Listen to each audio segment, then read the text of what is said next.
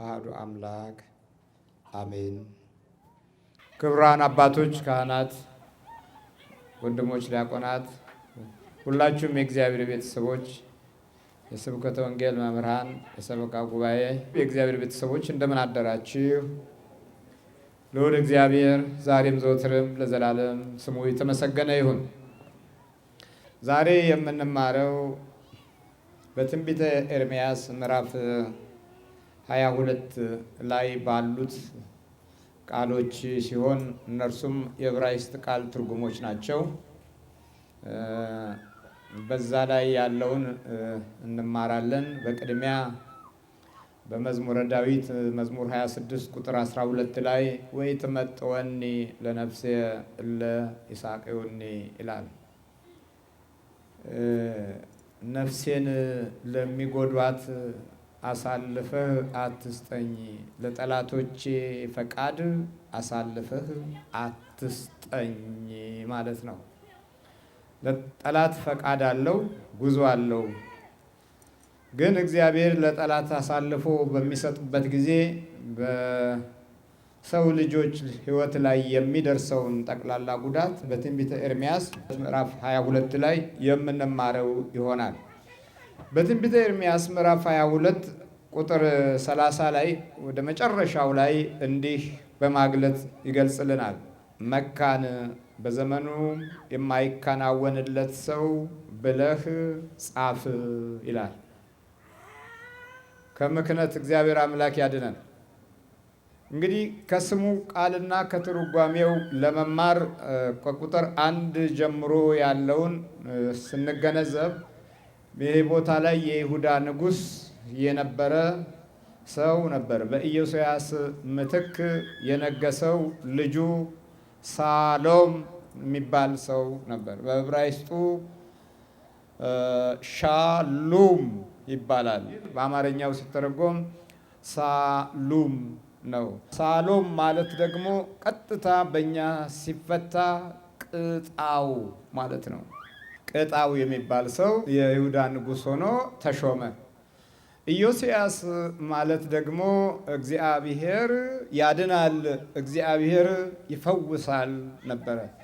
ከዚህ ከእግዚአብሔር ይፈውሳል ከተባለው ንጉሥ ቀጥሎ የተተካው ቅጣው ነበረ ማለት ነው። የእስራኤልን ኃይል ታሪክና ጎዳና ጉዞ የሚያዛባ ቅጣው ተሾመ ማለት ነው። ስሙ ሳሎም ነው። የመጨረሻው ጊዜና ሰዓት ሲቃረብ ከእግዚአብሔር ስማችን ይለወጣል። ስማችን ከእግዚአብሔር መንፈሳዊ በረከት የራቀ ይሆናል። ስማችን ከሰማያዊ አምላክ ዘንድ የተለየ ይሆናል። ስማችን የእግዚአብሔርን ክብርና ጸጋ የማያስታውስ ይሆናል። ጊዜና ስም አንድ ጋር ይወጣሉ። ዘመንና ሰዓትን የሚተነብዩ ነገሮችም እግረ መንገዳቸውን ይታያሉ። የስማችን ትርጉምን ተከትሎ ጠላትም ያንኑ ሁኔታ ወቅቱንና ሰዓቱን የሚገልጽበትን ባህሪ እንዲይዝ ያደርገዋል። አሁን በይሁዳ ምድር ላይ ቅጣው አድጎ ተወልዶ የእግዚአብሔር አምላክ ሕዝብ መሪ ሆኖ የሚያከናውናቸው ነገሮች በሙሉ ግን እንደዚህ የሚል ነው። መካን በዘመኑ ሁሉ የማይከናወንለት ሰው። በመጀመሪያ ምክንያት ሲጀምር በዚሁ በትንቢተ ኤርምያስ ምዕራፍ 2 ላይ ነው ይሄ በሙሉ የምናገኘው። የመጀመሪያው ምክንያት ቤቱ፣ ኑሮው፣ ጊዜው ወና መሆን ነው። እንዲህ የሚል ቃል ታገኛላችሁ። ቃሌን ባትሰሙ ይህ ቤት ወና ይሆናል። ይህ ቤት ወና እንዲሆን በራሴ ምያለሁ ይላል የሰራዊት ጌታ እግዚአብሔር። አዎ ምክንያት አንድ ይባላል። ይሄ ከምክንያት ክፍል ውስጥ አንደኛው ቤቱ ሰው ማጣት ይጀምራል። የእግዚአብሔርን ቤት፣ የግለሰቦችም ሰዎች ቤት፣ የእግዚአብሔር ሕዝብ ቤት ወና ይሆናል። ወና ምንም የሌለበት ባዶ የሆነ ቢወለዱም ባዶ፣ ቢኖሩም ባዶ፣ ቢበሉም ቢያገኙም ባዶ የመከነ ቤት መካን በዘመኑ ሁሉ የማይከናወንለት ሰው እግዚአብሔር ይማረን። በእግዚአብሔር አምላክ ሕዝብ ዘንድ የነበረው መንፈሳዊ ኃይል ጸሎቱ የሚያርግበት መንፈሳዊ ተስፋው የሚታይበት የእግዚአብሔር ሕዝብ ቤቱ ኦና ሆነበት። ለምን ቢባል ቃሌን አልሰማችሁም ይላል እግዚአብሔር። ቃል ያልተሰማበት ቤት፣ ቃሉ የሌለበት ልብና ሕሊና ምንድነው ማለት ነው? የመጀመሪያው ትልቁ ችግር ኦና መሆን ነው። ኦና የሚለው ቃል የሚስማማው ለቤት፣ ለመንደር፣ ለአካባቢ ቢሆንም የሰውነት ኦናንም የሚያካትት ነው። ሰው ኦና ይሆናል። ወና ባዶ፣ ምንም የሌለበት ከናካቴውም ቆሻሻ ጥራጊ የበዛበት ቤት፣ ሰላም፣ ፍቅር፣ ጸጋና ሞገስ የማይታይበት ቤት፣ ወና ባዶነት የሞላበት ቤት። ይሄ እንግዲህ የመካን ትውልድ መለያ ነው ማለት ነው። በእርግጥ ብዙ ነገሮች ባሉበት ዘመናዊ ቤት ውስጥ እንኖራለን። በጣም የሚገርመው ያ ቤት በሰዎች የተሞላም ይሁን አይሁን ኦናነት ግን አለ። ኦናነት አለ፣ ባዶነት አለ። የፍቅር ባዶነት፣ የሰላም ባዶነት፣ የጽድቅ መንፈስ ባዶነት፣ የቅንነት ባዶነት አለ። ባዶ እንድንሆን ዓለማችን በፍጥነት ትቸኩላለች። ለባዶ መንገድ ቅድሚያ የሚሰጥ የመናፍስት ወረርሽኝ ዓለም ላይ እንገኛለን። ስለዚህ እግዚአብሔርን ቃል የማይሰማ ሁሉ በአኗኗሩም፣ በጊዜውም፣ በዘመኑም፣ በእውቀቱም ኦና ወና ይሆናል። ለዚህ ነው መካን በዘመኑ ሁሉ የማይከናወንለት ሰው ብለህ ጻፍ። የእግዚአብሔር ቃል ከኛ ሲርቅ ይሄ ነው። የተወለደው ደግሞ አስታውሱት ቅጣው ነው። ቁጥር 2 መካንነት። የቁጥር 2 መካንነት ደግሞ እዛው ላይ ምዕራፍ 22 ቁጥር 7 ላይ አጥፊዎችን በአንተ ላይ አዘጋጃለሁ ይላል። ይሄ ደግሞ የጥፋት ትውልድ ብለነዋል። ምክንያት 2 የጥፋት ትውልድ። የጥፋት ትውልድ ራሱን አዘጋጅቶ ለጥፋት እንዲኖር የሚያደርግበት አንደኛው ክፍል የእግዚአብሔርን ቃል የተወ በመንፈሳዊ ብርሃን ውስጥ መሄድ ያቃተው የትምህርት ካሪኩለሙ አሕዛብ ብቻ የሆነ የአምላክ ሰማያዊ መንግስትን መግለጽ የማይችሉ ወገኖች ባሉበት የሚማር ሁሉ ወደ ጥፋት ትውልድ ውስጥ ለመግባት በጣም ቀላል ነው። የጥፋት ትውልድ አጥፊዎችን በአንተ ላይ አዘጋጃለሁ ይላል። አየህ፣ የእግዚአብሔርን ቃል እምቢ ስንል አጥፊዎቻችን አልፎም ተርፎ ዘመዶቻችን እስኪሆኑ ድረስ እንፈተናለን። በቀላሉ የሚቀኑ፣ በቀላሉ የሚበሳጩ፣ በቀላሉ በሕይወታችን ላይ የሚያጉረመርሙ፣ ባገኘነው ነገር ሁሉ እልህ የሚይዛቸው አጥፊዎችን በኑሯችን ውስጥ፣ በጊዜያችን ውስጥ፣ በዘመናችን ውስጥ ይቀመጣሉ ማለት ነው። ስሙን አስታውሱ፣ ቅጣው። አየህ፣ አጥፊ ትውልድ ከፊትህ ይቆማል። ነጠላህን የሚበጥስ፣ ልብስህን አሻራ የሚፈልግ፣ የኑሮን ጊዜና ዘመን የሚያጨልም፣ የወደፊት መንገድህን የሚያዛባ ቅጣው። በዚህ ጊዜና ሰዓት ውስጥ ታዲያ መካን በዘመኑ ሁሉ የማይከናወንለት ሰው እድሜ ልካችንን እንኳትናለን። የእግዚአብሔርን ቃል ለማስቀደም እምቢ ያለው ትውልድ እና ጊዜ ውስጥ አጥፊው ከፍተኛ የሆነ ደረጃ ይይዛል። በለበስከው ልብስ ይቀናሉ፣ ባገኘኸው ነገር ይረበሻሉ፣ ዓይናቸው ደም ይለብሳል። ብትጋብዛቸውም፣ ብታበላቸውም፣ ብታጠጣቸውም ወዳጅነታቸውና ፍቅራቸው ከጠብ ጋር የተያያዙ ነው። አዎ፣ ከጠብ ጋር የተያያዙ፣ ከጥላቻ ጋር የተያያዙ አጥፊውን አዘጋጃለሁ ብሏል እግዚአብሔር። በዚህ አንጻር እኛ ባሳለፍናቸው ዘመናቶች በሙሉ ትልልቆቻችን እምነተ ቢሶች ነበሩ። እምነት የላቸውም፣ ግን የሚያወሩ ለብልጽግና ለሰማያዊ ነገር ሳይሆን ለስጋዊ ነገር እንድንጠግብ፣ እንድንወፍር፣ እንድንበላ፣ እንድንጠጣ ጉልበት እንሆናለን የሚሉ በሀብት እናሳድጋችኋለን የሚሉ ማህበራዊ ህይወት የሶሻሊስት ጠባያትን ትልቅ ቦታ እንሰጣለን የሚሉ ነበሩ።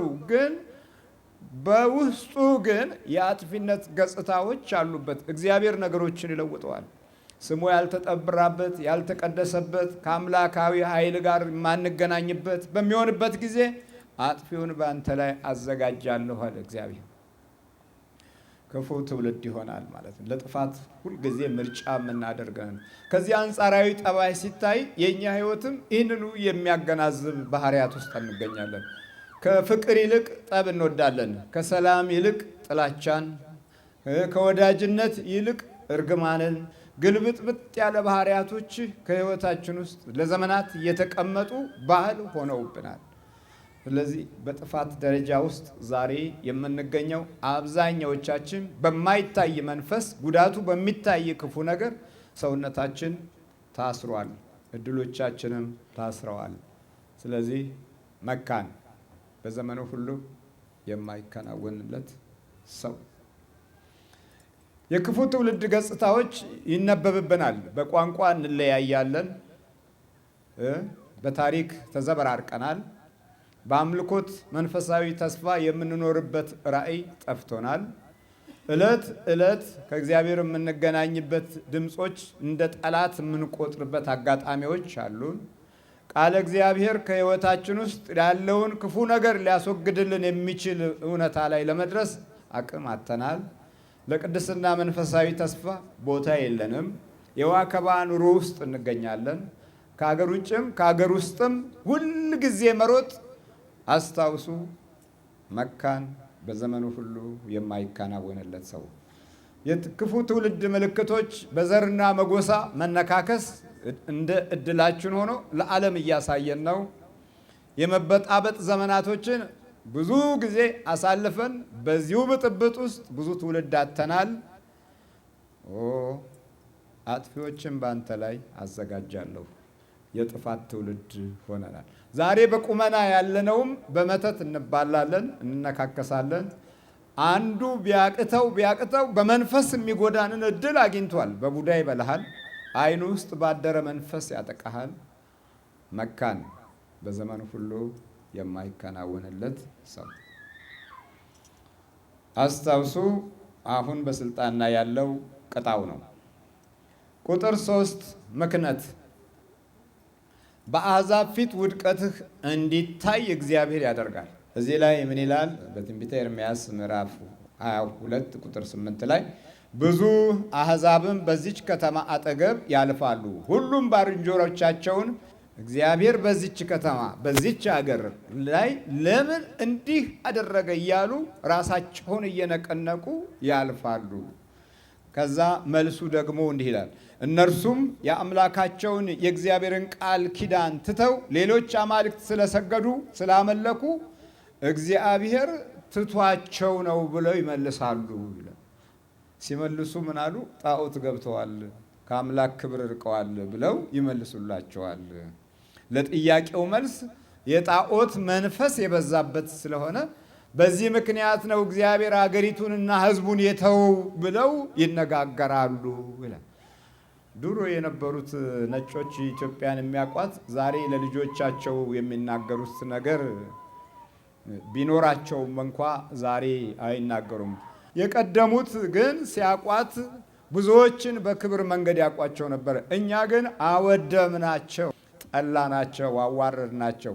ሌሎቹ መሪዎቻቸውን ከነ ክፉ ድርጊታቸው ሽፍን አድርገው የብዙ መቶ ዓመት ታሪክ አስቀምጠው ያልፋሉ። እኛ መሪዎቻችንን ደብዛቸውን አጥፍተን ድባቅ መተን ጀግኖች ነን። ሙሉ ታሪካችንን ማንም ሳይራገም ረግመን ለአሕዛብ መሰደብን አሳልፈን የሰጠን አንበሶች ነን። ይኸውልህ በአሕዛብ ፊት ውድቀትህ ይታያል። በምን ፊት ይታያል? በአሕዛብ ፊት ውድቀትህ እንዲታይ ያደርገዋል። በቃ እግዚአብሔር የተለየው ወገን፣ እግዚአብሔር የተለየው ሕዝብ በአሕዛብ ፊት ውድቀቱ ይነበባል። ከዛም በላይ ደግሞ ለውድቀቱ መነበብ ትልቁ ምክንያት በሄድንበት ዓለም ጠብ ነው የሚነበብብን፣ ጥላቻ ነው የሚነበብብን። አበሻው አበሻውን ሲነቅለው፣ አበሻ አበሻውን ሲያሳድደው፣ ኢትዮጵያዊ ኢትዮጵያውን ሲያማው፣ ኢትዮጵያዊ ኢትዮጵያውን ሲነቅለው፣ ኢትዮጵያዊ ኢትዮጵያውን ሲረግመው ነው የምታዩት። ኢትዮጵያዊ ነጩን ሲጠላ አታየውም። ኢትዮጵያዊ ነጩን ሲጫነው አታየውም። ነጩ ኢትዮጵያዊን የሚጫነው አሳልፋችሁ በምትሰጡት ነገር ላይ ብቻ ነው። ስለዚህ ይኸውልህ ውድቀትህ በዓለም ይነበባል። በመንፈሳዊም ዓለም እንደዚሁ፣ በስጋዊም ዓለም እንደዚሁ ውድቀታችን ይነበባል። ስለዚህ አሁንም ቃሉ ምን ይላል? መካን በሕይወቱ ዘመን ሁሉ የማይከናወንለት ሰው። የተሾመው ማን ነው? ቅጣው። ይሄ ያለ እስካሁን የይሁዳ መሪ ነው እና ውድቀቱ ቀጥታ የሚነበብበት ይሆናል ማለት ነው። በሳሎም ዘመን እንደዚህ ነው። መክነት ይበዛል። መክነት 4 አገር የሌለው ትውልድ ይሆናል። በቁጥር 11 ላይ በአባቱ በኢዮስያስ ፋንታ ስለነገሰው ከዚህም ስፍራ ስለወጣው ስለ ይሁዳ ንጉሥ ስለ ኢዮስያስ ልጅ ስለ ሳሎም እግዚአብሔር እንዲህ ይላል፣ ከእንግዲህ ወዲህ ወደዚህ አትመለስም፣ በተማረክበት ሀገር እዛው ትሞታለህ፣ ይህችንም ሀገር ከእንግዲህ ወዲህ አያይም አለና እግዚአብሔር ማለ። አየ ቅጣው አየ ሀገር የለውም። ቅጣው ወገን የለውም። ቅጣው ዘመድ የለውም። እናንተ አሁን እዚህ ተሰባስባችሁ ይሄውና ያለን ኢትዮጵያዊ ናችሁ። ኤርትራውያንም ኢትዮጵያውያን የነበሩበትን ዘመን እናስታውሳለን። አሁንም ከልባቸው ኢትዮጵያዊነት አራቀም። እግዚአብሔር ስሙ የተመሰገነ ይሁን። ከውስጣቸው አራቀም። አሁንም ኢትዮጵያውያን ምንም አራቀም። ፊደሉ ያው ነው፣ የኢትዮጵያ ነው። የኢትዮጵያዊነት ፊደል ነው። ቋሏ ሟሷሯ ብለን የተማርነው ፊደል ነው። አይደለም ነው አይደለም? አዎ ከመይዳአ ብላችሁ ብትጽፉ በአማርኛ ነው። ያው ከመይዳአ ፊደሉ ያው ነው እኮ ከመይ ከነው ያው ከነው ከመይ ብላችሁ ነው የጻፋችሁት እኮ ሌላ እኮ አይደለም። አይደል እንዴ? ከመላሁም ደሃነ ተመስገን ጎይታዬ ተመስገን ጎይታ ብላችሁ የምትጽፉት ያው በፊደል ነው። የቤተ ክርስቲያን ፊደል ናት። የቤተ ክርስቲያን ናት። ከጻችሁ የወጣች ናት። ከእግዚአብሔር ሕዝብ የወጣች ናት። አረቡ በአረበኛ ሲጽፍ የአረብ ነው ብሎ ነው የጻፈው። እንግሊዘኛው በእንግሊዘኛ ሲጽፍ የእንግሊዘኛ ብሎ ነው የጻፈው። ይኸውላችሁ ድሮ ያለቁበትን ለእኛ ሰጡን። ድሮ የተፋጁበትን ነጮች ለእኛ ሰጡን። አሜሪካውያን በብዙ ቋንቋዎች ውስጥ የቱ ይለፍ፣ በአንድ ቋንቋ የሀገራችን ፖሊሲ ይቀረጽ ብለው ተመካከሩ፣ ተወያዩና ጀርመን ይሆን አሉ። አይ አይደለም አሉ። ይቅር እሱም ደም አለበት አሉ። ምንም ከዛ አሉና በቃ በእንግሊዘኛ ይሁን አሉ። አሁን በእንግሊዘኛ እዚህ ትናገራለህ፣ እርስ በርስ ስትናገር እኔ ትግራያ ትላለህ፣ እኔ ኤርትራያ ትላለህ። አቤት አቤት! አየህ አገር የለህም። መካን በዘመኑ ሁሉ የማይከናወንለት ሰው ብለህ ጻፍ እና አገር የሌለው ትውልድ ማለት ነው። አገር የሌለው ትውልድ በሚሆንበት ጊዜ ምን ይሆናል? አንደኛ ክብሩን ያጣል። ሁለተኛ ጸጋውን ያጣል። ሶስተኛ ዜግነቱን ያጣል። አሁን በእውነት የካናዳ ዜጎች ናችሁ። ውሸታቸውን እኮ ነው። ሞርጌጅ ከፍላችሁ ስትጨርሱ ሌላ ፖሊሲ ያወጣሉ ደግሞ የምትደክሙበትን። አረ እንዲህ ብሎ ነገር የለም። ክብርህን ታጣለህ። ለእንጀራ ብቻ መኖር የህይወት ዋስትናን አያመጣም። የነፍስ ክብርና ጸጋ የሚበልጥበትን ህይወት ካላገኘ ነው በእውነት ዝም ብለን ለስጋ የምንኖር ከሆነ ያው ስጋ ይሞታል። ክብራችንን ሳናየው መንፈሳዊ ደስታ ውስጥ ሳንደርስ ዘመናችንን በቅጣው ጨረስን። ሳለውም ቅጣው። ስለዚህ ሀገር የሌለው ትውልድ የመሆን ገጽታዎቻችን እጅግ በሚያሳዝን መልኩ ተበታትነን ሌሎች ደም አፍሰው ተላልቀው የረሱትን ነገር እኛ እያስታወስን በእኛ እንደገና በዚህ በመጨረሻው ዘመን ላይ መጀመሩ የእግዚአብሔር ክብር የቱን ያህል እንደተለየንና የዲያብሎስ አሰራር እንዴት ስልቱን ለውጦ እንደመጣብን የምንረዳው ነገር ሆኖ እናየዋለን። በመሆኑም መካን በዘመኑ ሁሉ የማይከናወንለት ሰው አስተምረን ተምረን አሁን ያሉበትን የቤተሰቦቻችንን ደረጃ ስናይ የብዙ ምክንያቶች ውጤት በሕይወታችን ይታያል። ስለዚህ አገር አልባ መሆንን የመሰለ ደግሞ ትልቅ ጉዳት የለም።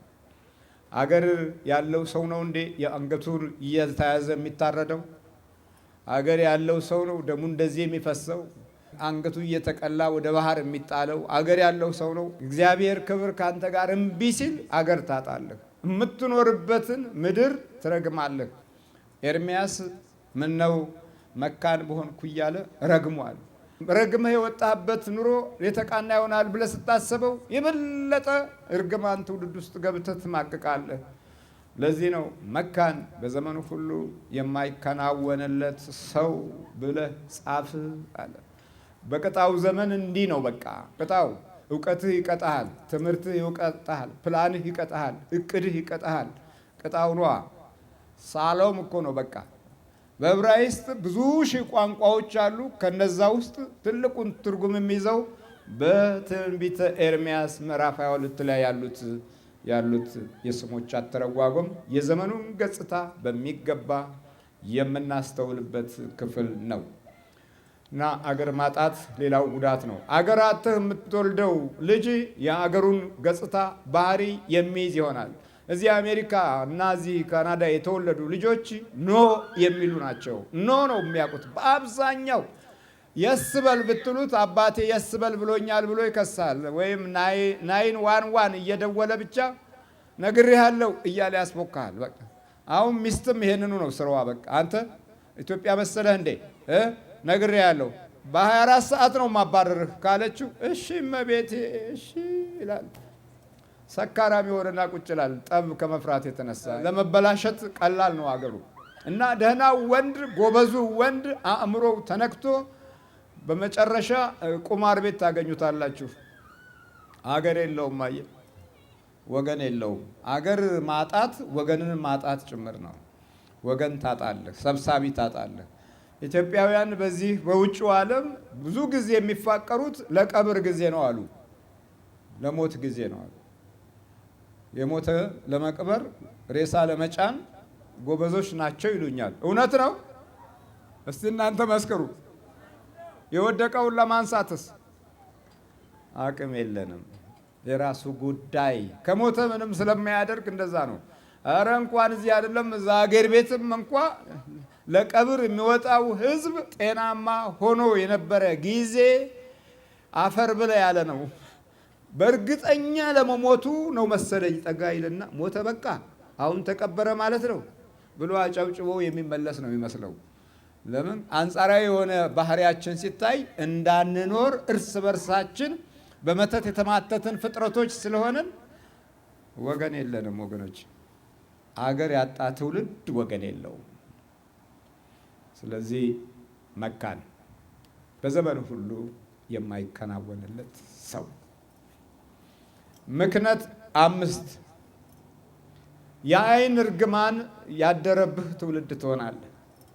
እዚህ ላይ እንዲህ ይላል ቁጥር 17 ላይ ትንቢተ ኤርምያስ ዓይንህንና ልብህ ግን ለስስት ንጹሕ ደምን ለማፍሰስ አመፃንና ግፍንም ለመስራት ብቻ ነው አለ። የአይን እርግማን አየህ፣ በምታየው ነገር ሁሉ ባህሪ ይለወጣል።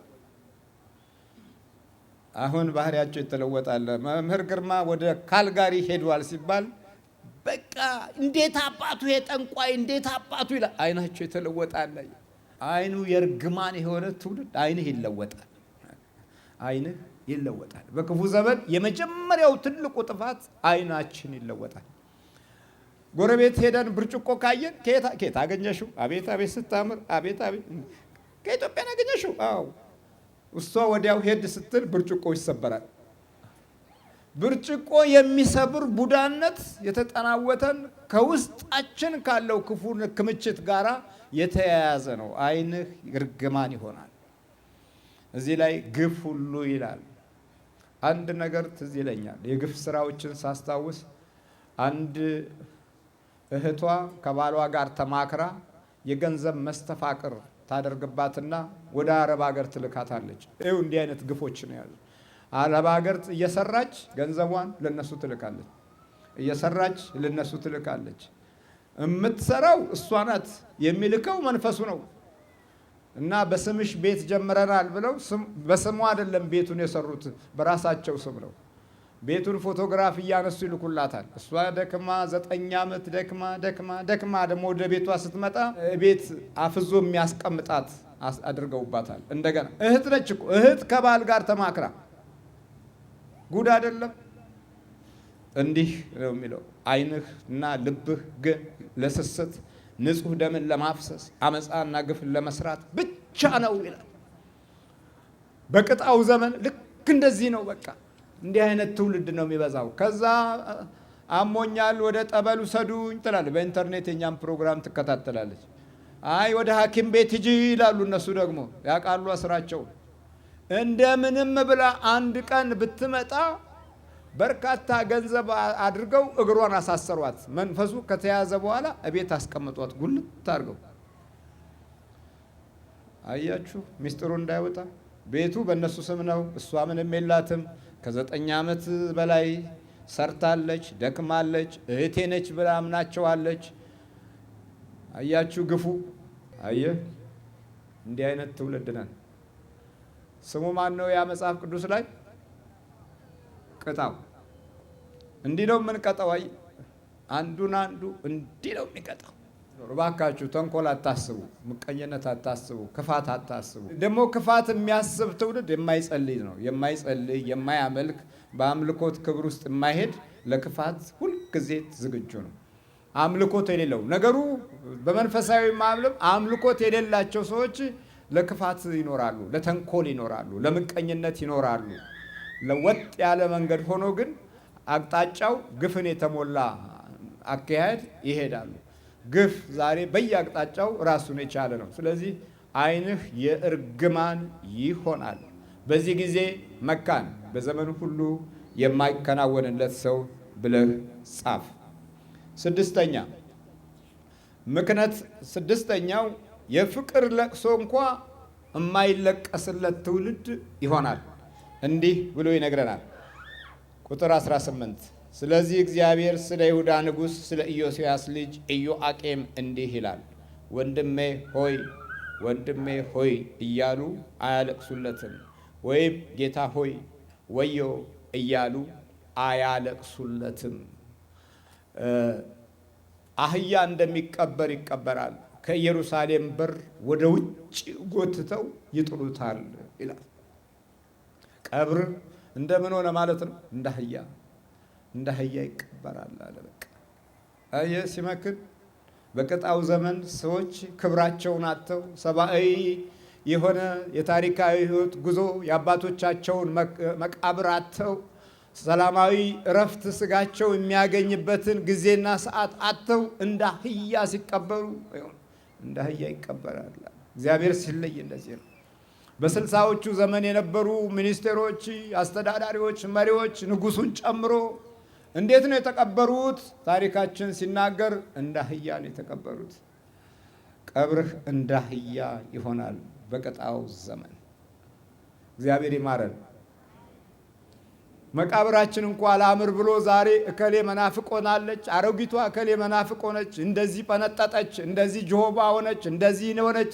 መቃብራቸው እንደ አህያ አባቶቻቸው ያልቀደሱበት አባቶቻቸው ያልተከሉት ደብር ሄደው ወጥተው ወንዝ ዳር አፋፍ ዳር ስንት ዘመዶቻችን እንደ አህያ ተቀብረዋል።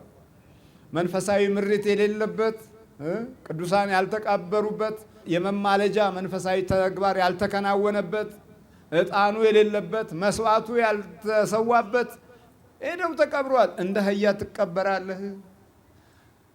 ወደው ፈቅደው ከሃዲ ሆነው ማተባቸውን በጥሰው እንደ አህያ የተቀበሩ ስንት ናቸው? አየህ ምክንያት የሚያመጣው የምክንያት ውጤት። ስለዚህ በትውልድም በኑሮም በጊዜም በዘመንም በአገርም እንመክናለን። የእግዚአብሔር ብርሃን ከሁላችን ጋር ይሁን። መካን በዘመኑ ሁሉ የማይከናወንለት ሰው ይሄ መጽሐፉ ላይ በደንብ የተቀመጠ ነው ስታነቡት። ትንቢተ ኤርምያስ ምዕራፍ 22 ቁጥር 30 ላይ የማጠቃለያ ኃይለኛ ከሆኑ ድምጾች መካከል ዋነኛው ነው በእስራኤል ሕዝብ ጉዳት ውስጥ እና ስለዚህ እግዚአብሔር እንዲህ ይላል፣ ስለ ኢዮስያስ ልጅ ስለ ኢዮአቄም እንዲህ ይላል፣ ወንድሜ ሆይ ወዮ እያሉ አያለቅሱለትም፣ ጌታዬ ሆይ ወዮ እያሉ አያለቅሱለትም ይላል። እንደዚህ ነው እንግዲህ እግዚአብሔር ሲርቅ እንባም ይርቃል ማለት ነው። እግዚአብሔር ሲርቅ ለቅሶ ይርቃል ማለት ነው።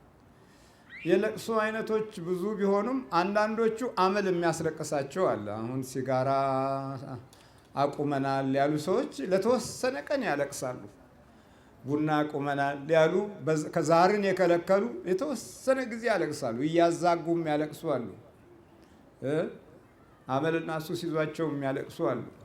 ነገራቸውና ተንኮላቸው ፍጻሜ ያልመጣ ብሎ የሚያለቅሱ አሉ። የበጎነት አይደለም ይሄ፣ ከክፉ አንጻር ነው እና እንባ የደረቀ ትውልድ ይሆናል፣ የማይለቀስላቸው ይሆናሉ አለና ሲቀበሩ አህያ እንደሚቀበር ይቀበራል፣ ከኢየሩሳሌም በር ወደ ውጪ ተጎትቶ ይጣላል። ኢየሩሳሌም ማለት ዮ በዕብራይስጥ ብዙ ቦታ ላይ የአምላክ ስም ነው። የጌታ ፈጣሪ አምላክ፣ ሁሉን ገዢ፣ ሁሉን ፈጻሚ ኤልሻዳይ። ኤልሻዳይ ሲል እንኳ ያለበት ብዙ ክፍል ላይ የእግዚአብሔር ኃይልን መግለጫ ነው እና አይደለም ኢየሩሳሌም ነው በዕብራይስጡ ኢየሩሳሌም እና ኢየሩሳሌም ያልነው እኛ ነን፣ በእኛ አጠራር ነው። በእነሱ ኢየሩሳሌም ነው። የእግዚአብሔር ከተማ ማለት ነው። ከእግዚአብሔር ከተማ ውጪ እንደ አህያ ይጣላሉ አለ። እንደ አህያ ይቀበራሉ። አህያ እንደሚቀበር እንደዛ ይቀበራሉ። ትልቁ ነገር ታዲያ የእግዚአብሔርን አለመስማት ነው። ዓለም እግዚአብሔርን አልሰማም፣ እግዚአብሔርን አላወቀም። በተለያየ አይነት በራሱም ሰው ሰራሽ በሆነ አደጋም ብዙ ሰው ይጎዳል። በሰው ሰራሽ ጥበብ ተፈጥሮ ከሚያመጣብን ችግር ይልቅ ሰይጣንና ሰው የሚፈጥሩት አደጋዎች የበዙበት ዘመን ላይ እንገኛለን። አመጋገባችን ሰው እጅ ውስጥ ገብቷል።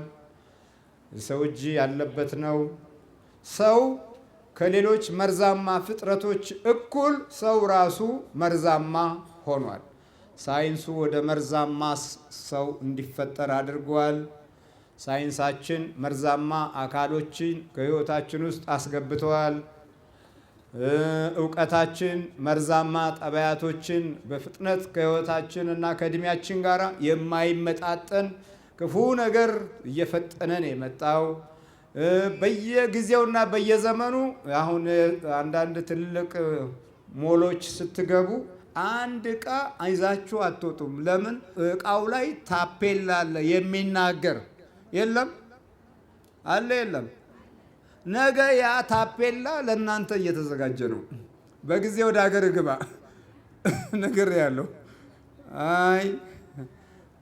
ነፍሳችሁ በእነሱ እጅ ለመግባት ጥቂት ዓመት ነው የቀረው፣ ጥቂት ጊዜ ነው የቀረው። እነዚህ ታፔላዎቹ ምናምኖቹ ወደ መጨረሻው በአንተ ጆሮ ወይ በአንተ እጅ ላይ ወይ በግንባር ላይ የሚለጠፍ ነው። ደግሞ ልክ እንደዛ እንደ ዕቃው አንድ ቦታ ላይ ሆኖ ይቆጣጠራል።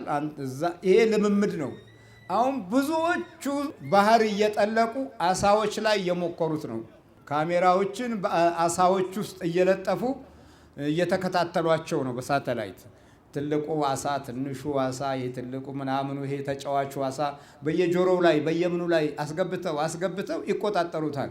ነገ አንተንም አንድ ዘዴ ይፈጥሩና ይከቱልሃል። ከዘዴው ጥበቦች አንዱ በቃ ቀለል ያለ ነገር ነው። አሁን ለምሳሌ ሞባይል ጥሩ ነው። አሁን እየተነጋገርን ነው። አዲስ አበባ እናወራለን፣ የትም ቦታ እንሄዳለን። የትም ያለውን ሰው በፍጥነት እናገኘዋለን። ድሮ በፖስታ ይዞ መንከርፈፍ ቀርቶ እዚችው ላጥ ታደርግና ሜሴጅ ነው ላጥ ታደርገዋለህ፣ ይሄዳል። ይላል እዚህ ቶሎ በሰከንድ ውስጥ። ጥሩ ነው፣ ይሄ መልካም ነው። ከበስተጀርባው ደግሞ ሌላ ኮተት አለ። አንተን ከፈለጉ በሞባይልህ ውስጥ የፈለጉትን አደጋ ይፈጽማሉ። የፈለጉትን ነገር ግን አሁን የበለጠ ደግሞ ችግሩ ማወሳሰብ ነው። ዓለምን ማወሳሰብ እያወሳሰቡ የመጡበት ዘመን ላይ ነው።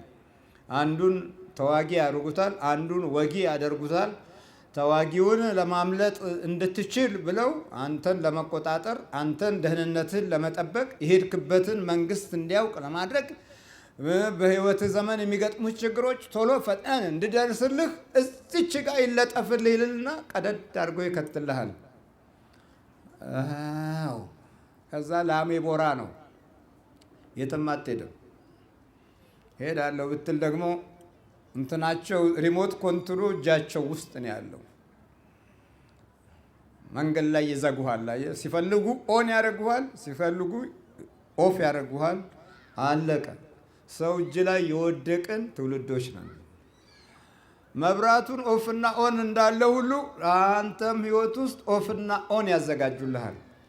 ይህንም በጊዜ የምንነቃበትን ህይወት አልያዝንም እና በተቻላችሁ መጠን እናንተ ገንዘባችሁን በሲጋራ የምትጨርሱ፣ በቁማር የምትጨርሱ፣ በመጠጥ የምትጨርሱ፣ ነገ አገኘዋለሁ እያላችሁ የምታባክኑ፣ ነገ የእናንተ ጊዜ አይደለም፣ የሌላ ጊዜ ነው። እሺ በቃ ታቆማላችሁ አይደል? አገር ቤት ትንሽ ጎጆ ይሻልሃል።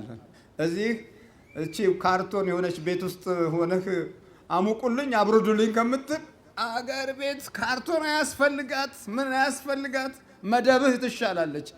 እዚህ ፌርሜሎ ውስጥ አንዴ ፌርሜሎ አንዴ ቡታ ጋዝ እየሆንክ ከምትኖር አይምሰል። ይሄ አስቸጋሪ ነገር ነው እና ክብራችንና ሞገሳችን ተደብቋል።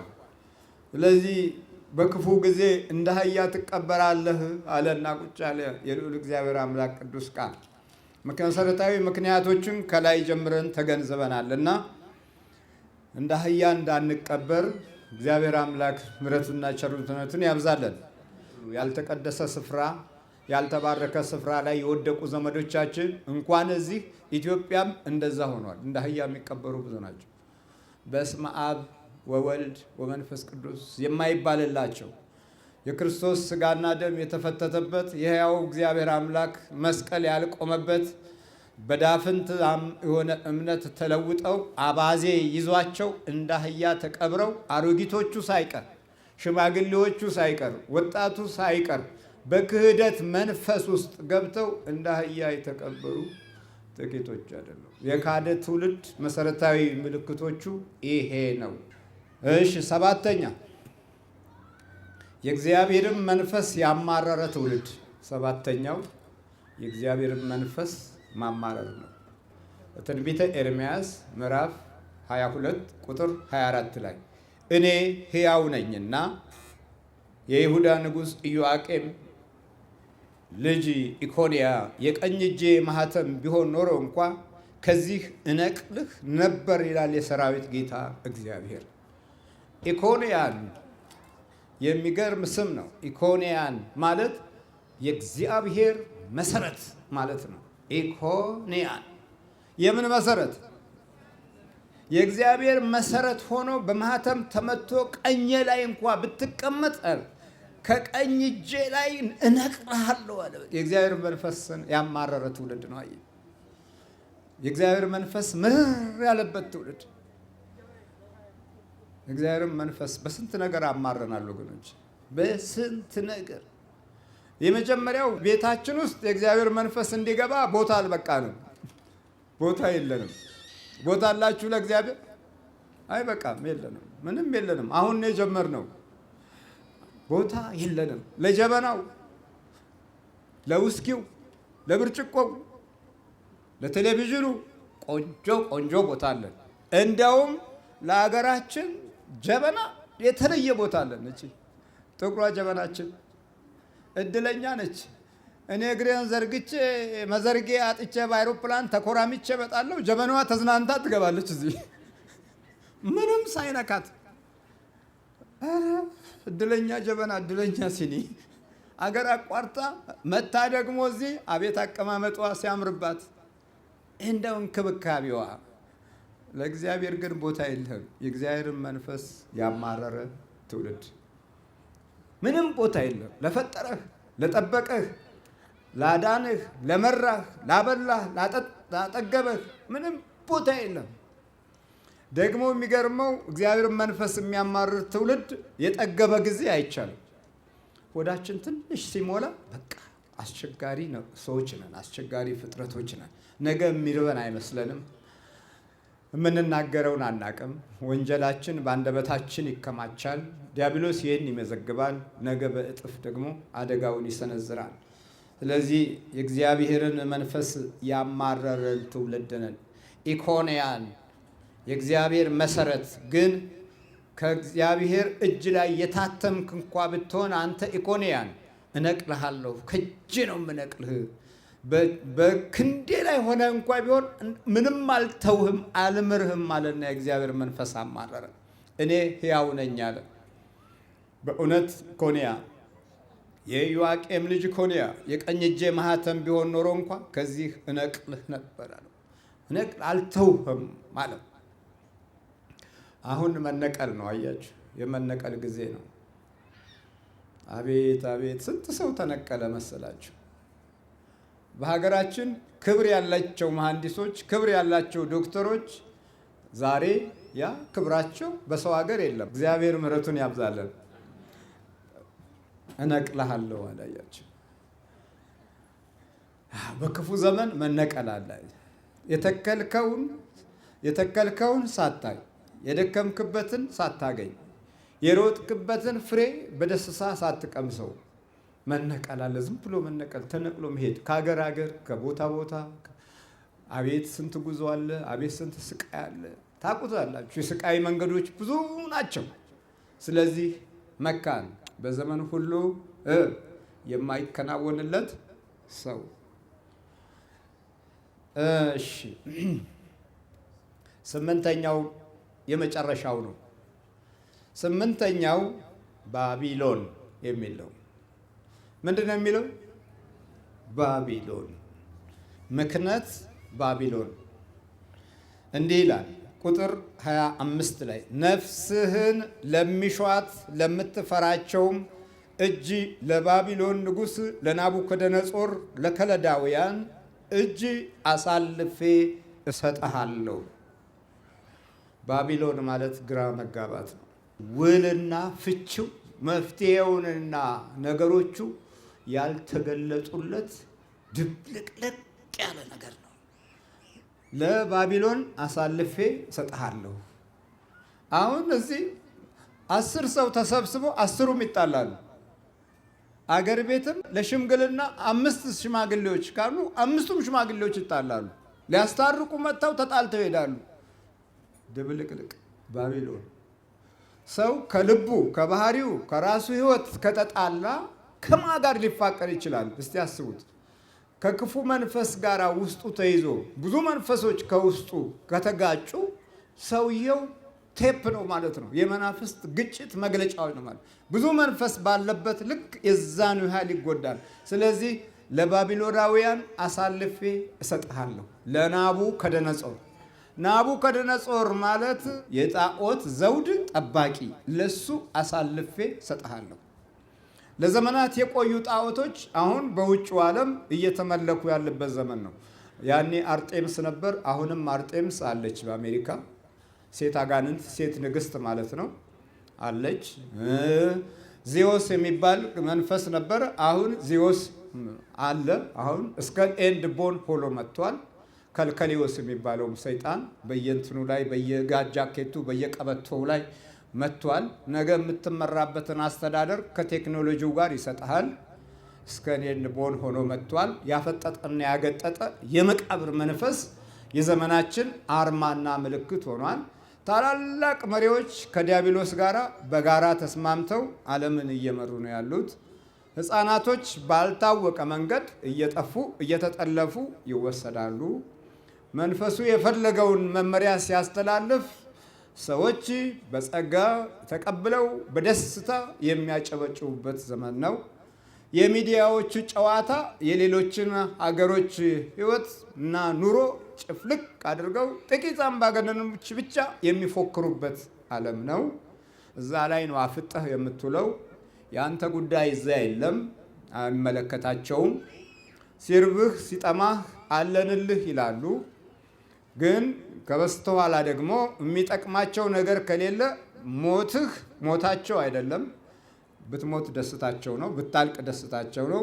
ካሜራ ይዘው ብቻ ፈጠን ብለው ይመጣሉ ወይ ሞቱ እያሉ ሬሳ ለማንሳት የሚፈጥኑ ዓለሞች በጣም በዝተዋል።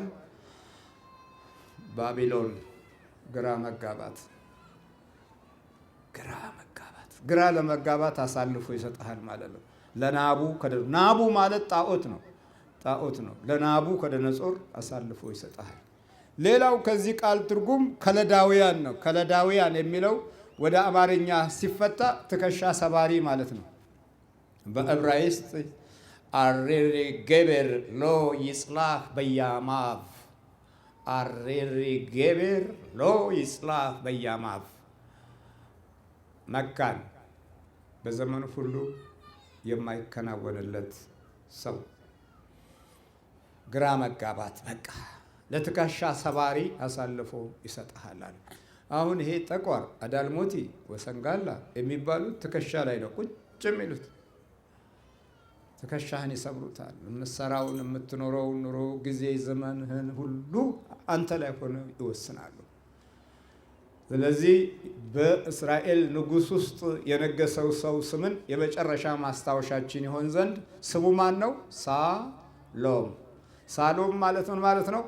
ቅጣው ነው። በእኛ ሲፈታ በእኛ በአማርኛ ብዙ ሺህ የዕብራይስጥ ስሞች አሉ። መጽሐፍ ቅዱስ ላይ ሳሎን የሚባል ንጉሥ ነበረ ብለህ ለልጅ ብታወጣ ቅጣው ማለት ነው። ነገሩ የእኛም ያበሻ ልጆች ቅጣው፣ አሸብር፣ ውቃቸው፣ ደብድቤ፣ ርገጤ እንደዚህ እየሆነ ነው። ያው ቅጣው ብዙ ቅጣዎች አሉ። ቅጣውን አሁን መምሬ ብትል መምሬ ቅጣው ነው የሚሆኑት አይደል እንዴ? አሁን ያልተቀጣንበት ቦታ የለም። ተምረን ተቀጣን። መማር ቅጣት የሆነበት ዘመን ነበር። ብዙ የተማሩ ሰዎች ኢትዮጵያ ምድር ላይ ያለቁ። ቅጣው። ሀብት ይዘህ ያልተቀጣ የለም። ብዙ ሀብታሞች አለቁ። ቅጣው። ብዙ ተማሪዎች ነበሩን። ትምህርት ቤቱንም መስቶቱንም አደቀቁ። ሆ በላሉ። ለውጥ እንፈልጋለን አሉ። የቤተ ክርስቲያንንም መንፈሳዊ ኃይልና ጥበብ የፊውዳሊስቶች ያስተሳሰብ መንገድ አንዱ አካል ነው አሉ። ቅጣው መጣ። ሁል ጊዜ ቅጣው። መቼ ነው እንግዲህ ስማችን ኃይለ ሚካኤል፣ ወልደ ሚካኤል፣ ወልደ ገብርኤል፣ ወልደ ኢየሱስ፣ ኃይለ ኢየሱስ፣ ወለተ ኢየሱስ ብለን በሰማያዊ ራእይ የምንጠራበት ነገር የለም። ቅጣው ብቻ በዛ። ወልደህ ደግሞ አሁንም ወልደህ በዚህ በቅጣው ዘመን ተመልሶ ደግሞ ቅጣው። ወልደህም እኮ ቅጣው ነው። በቃ ይቀጣሃል። ድልህን፣ ጊዜህን፣ ዘመንህን፣ ሀብትህን ይቀጣዋል። ተሻግረህ መጥተህ እዚህ ደግሞ ቅጣው አለን። ቅጣታችን አልበዛም?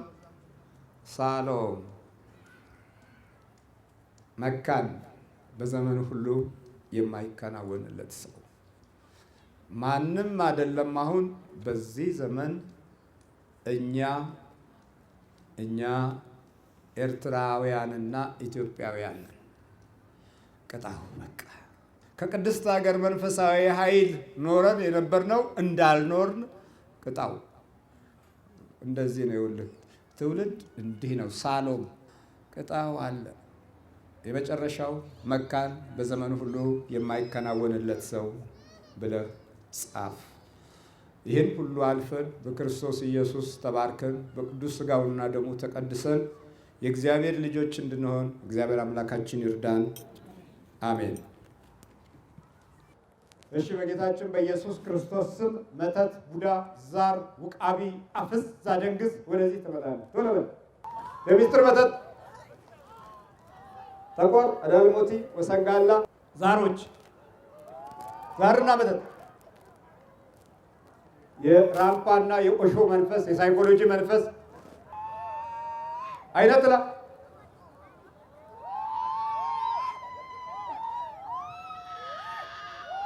ግባዛ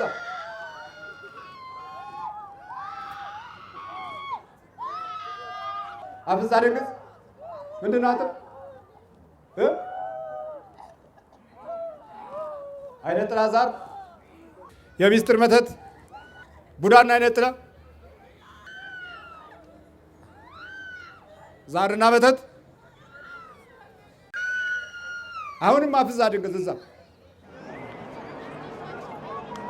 ምንድን ነው? ጠቋር አማርሬው ራሱን እንዲገል ነበር፣ ግን ደረስክለት። እኔ አይደለሁም እግዚአብሔር ነው የሚደርሰው። በጣም ምንም ሳልሰራ አላማዬ ሳይደርስ ተደብቄ ነበር ከትናንት ወዲያ። አሁን ተያዝኩኝ። ምንድን ነው የምትደበቀው? ለምን ትደበቃለህ?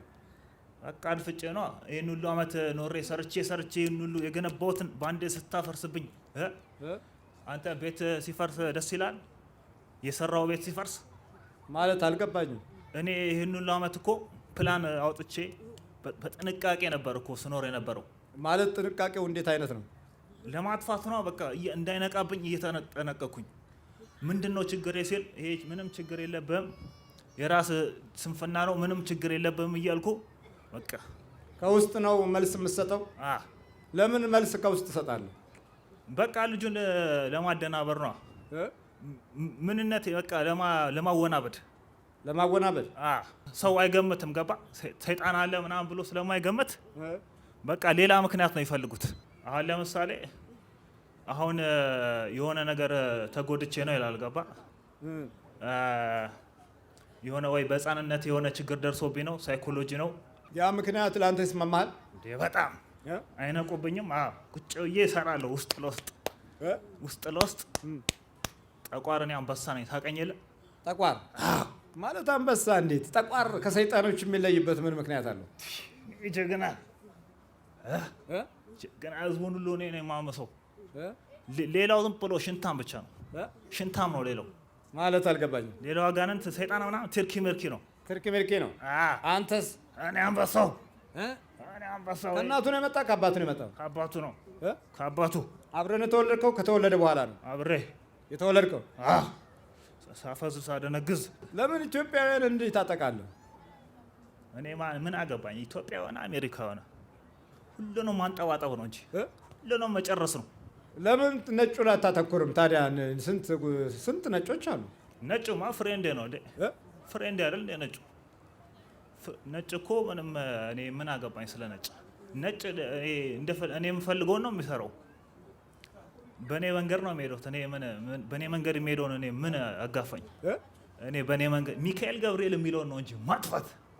ሚካኤል ገብርኤል ምናምን የሚለውን ማጥፋት። ይሄ አንበጣ እኮ አስቸገረኝ። በሚካኤል ስም በመምህር ግርማ ስም ሁሉ እያለ ይመታኛል። ቢቸግረው ነው እኮ። አይ የቸገረው ምን በቃ የማያወራው ነገር የለም። ያልቸገረው ደግሞ የማያወራው ተንኮል የለም። ያልቸገረው እስኪ ቸገረው ግን የተቸገረ ነው። ግን በውስጡ በመንፈስ ስለተሸፈነ ባህሪያቶቹ ይምታታሉ። እሺ እና ቀጠቀጠህ፣ አበሳጨኝ፣ በቃ ነቃብኝ። በቃ በመጨረሻ እንዴት ነው ለመንቃቱ ምክንያት የሆነ ነገር አለ? እንደው እንዴ ያን የተረገመ ቪሲዲ ሳይ ነው። ያን ቪሲዲ ሳይ አቤት። አሁን ለቀት እሄዳለሁ። በቃ የተማረ ነው። ተነቃማ አለማ ነው እኮ ከተዋነና በቃ ሰው ምን ትሰራለህ? ጠቋር ጋር እንትን ጠቋር ሰይጣን ቡዳም አለ። እሺ አይነ ጥላም አለ። አይነ ጥላም ቡዳም አለ። ስንት ናችሁ? 300። ምንድነው 300? አሁን እዚህ 300 ሰው ቢሰበሰብ ይታያል። እናንተ አትታዩ 300። ያው እንዴት እንታያለን? እኛ እኮ እንደዚህ ትርኪ ሚርኪ ምናምን አለ። እኛ እኮ ይሄ እኮ 30-40 ዓመት አንዴ የሚኖረው ከዛ በላይ አበሻ ደግሞ ሽሮ እየበላ ምን ታው እንጂ ሽሮ የበሉት ናቸው እኮ ሀገር የጠበቁት። እንዲያውም ይሄ ብርድ ካናዳ መሆኑ ጠቃ። ይሄ ብርድ ኢትዮጵያ ቢሆን ኖሮ ስንት አልቆ ነበር። ይሄ በቆሎ እየበላ ያደገው ሁላ ይሄን ብርድ ይቋቋመው ነበር። እዚህ ይሻላል። ገባ? ቴክኖሎጂ ምናምን ስላለ።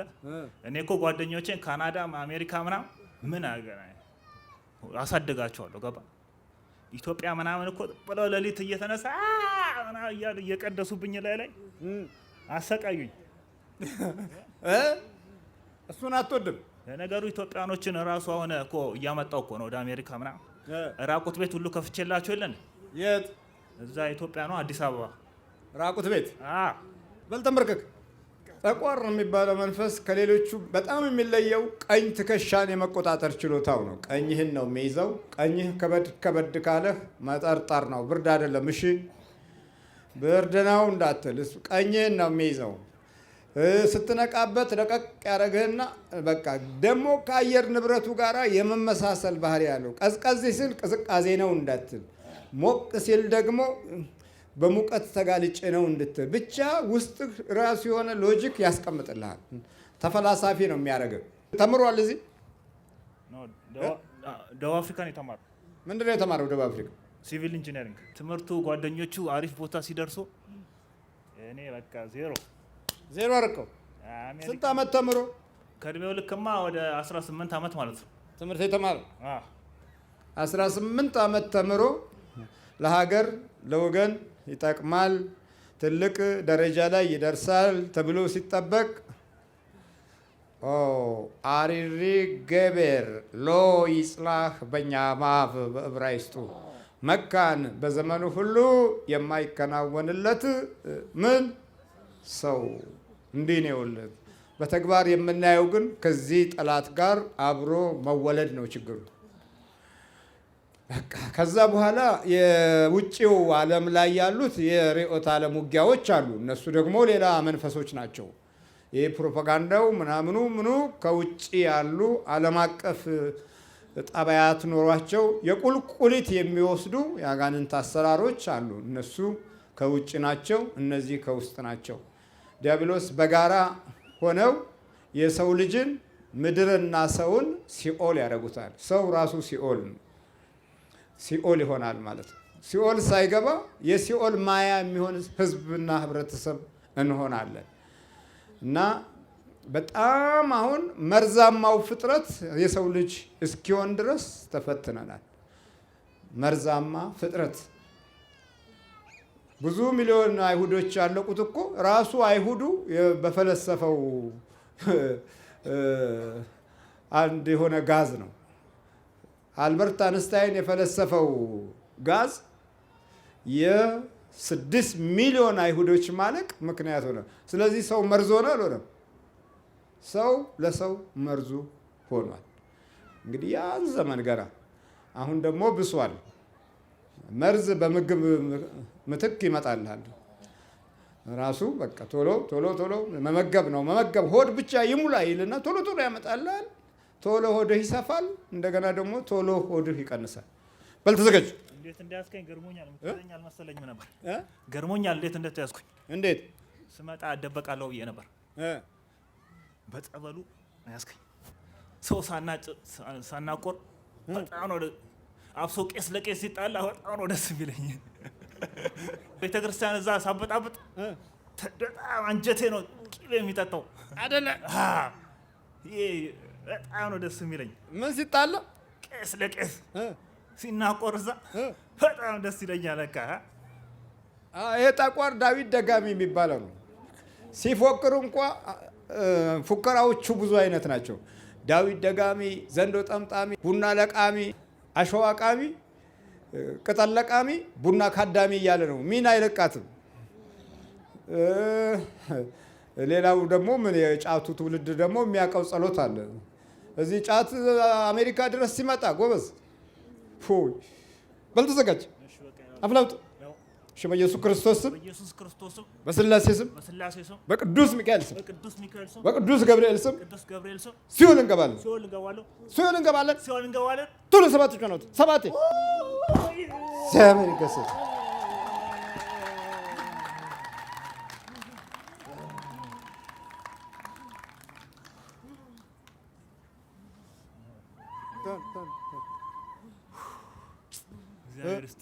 አንበሳዬ የሚለቀኝም አይመስለኝም ነበር። እንዴ በቃ እኔ ምን እንደሆንኩ በቃ ራሴን ማጥፋት ምናምን ነበር መፍትሄ ያደረኩት። በቃ ካልሞትኩ ምንም የሚለቀኝ ነገር አይመስለኝም ነበር። አይዞህ እንደዚህ ሄና በጣም አሰቃየኝ። እኔ ምንም መስራት አልቻልኩም። ምንድነው የምትሰራው? ኖ በቃ ትምህርቴን አቋረጠብኝ። አሜሪካም በቃ ስራ ነበረኝ። ትምህርት ስራዬን አስቶኝ እዚህ ደግሞ ካናዳ መጣሁ መጨረሻ ላይ ወደዚህ። እዚህም ትምህርት ሞክሬ ነበር፣ እምቢ አለኝ። እምቢ አለ። በቃ አልገባለም። በቃ ምንም እኔ እዛ ጥሩ ተማሪ የነበርኩኝ ነው። እንግዲህ የት ኢትዮጵያ የነበርክ ጊዜ? ኢትዮጵያ ዩኒቨርሲቲ ምናምን ጥሩ ነጥብ አምጥቼ ነው የገባሁት። ውጭ ሀገርም እድል አግኝቼ ነበር። ከዛ በቃ መማር አልቻልኩም፣ ተውኩት ትምህርቱ። ጫፍ ላይ ደርሶ መካን በዘመኑ ሁሉ የማይከናወንለት ሰው። በል በርታ፣ ይዞ እግዚአብሔር ስጦታ አባ፣ በርታ። ቃላት የለኝም አባ። በርታ በርታ በርታ።